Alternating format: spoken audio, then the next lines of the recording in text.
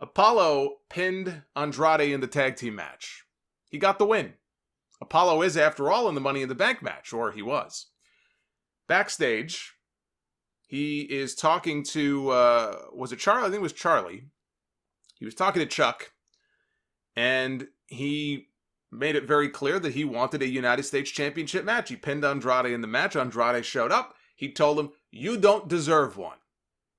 And Apollo Crews, when I say that he slapped Andrade, he slapped that boy so hard, Charlotte's grandkids are going to be black and blue. That was a damn good slap. Shawn Michaels slapped Randy Orton once. That was on that. This one here was on that level. But neither one can top the greatest slap of all time. Stephanie McMahon, Slappy McSlapperson herself, slapping the soul out of Chris Benoit backstage on Raw. That is still the most wicked slap that I have ever heard. I don't know if it was the echo of the empty hallway they were standing in or what, but that is still my number one here 20 years later.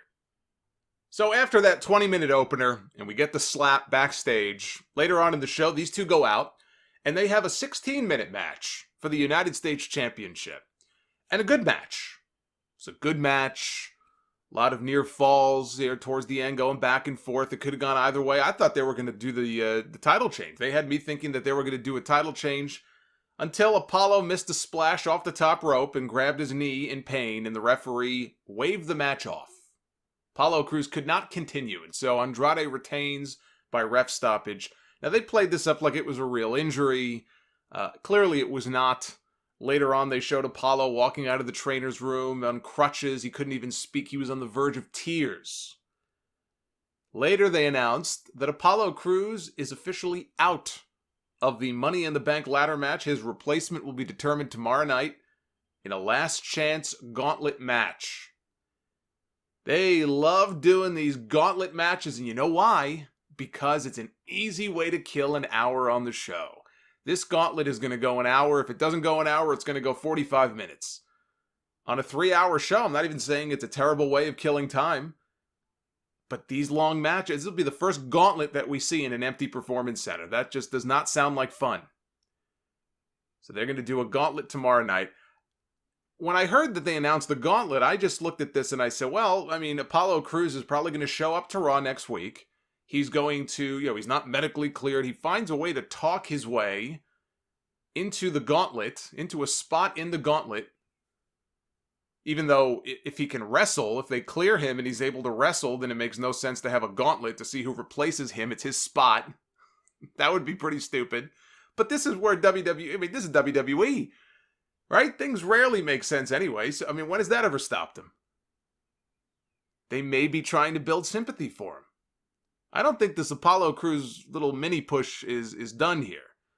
I think this was designed for a reason, and it could just be that they're looking to build sympathy for him, and they want him to run the gauntlet and really earn his own spot back. Again, that really sounds stupid when I say that out loud, but that's the first thought that crossed my mind.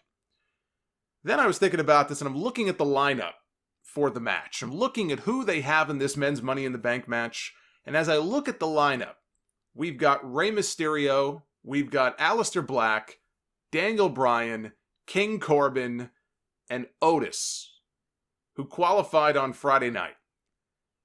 This match is stacked with babyfaces. All but Corbin are babyfaces. So maybe what they did is somebody looked at this and said, we're a little light on the heel side. Apollo Crews, he was the most replaceable of the bunch. We're not going to remove Aleister Black. We're not going to remove Rey Mysterio. So let's do a storyline scenario where Apollo gets hurt, right? That way you get sympathy for him. That explains why he can't go. And we'll replace him with a heel. And then lo and behold, I see yesterday a report. I think John Pollock broke the news on Post Wrestling. We get a report that AJ Styles, yes, he is not dead. AJ Styles is slated to return to Monday Night Raw this week for the first time since he was literally buried at WrestleMania 36. He is back from the dead. And just in time for this Last Chance Gauntlet match.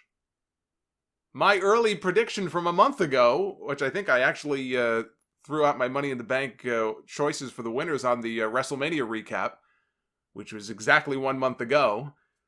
My early pick for the men's Money in the Bank was AJ Styles. My pick might yet come true. But first, he would have to enter himself into the gauntlet, and then he would have to go on to win the entire thing.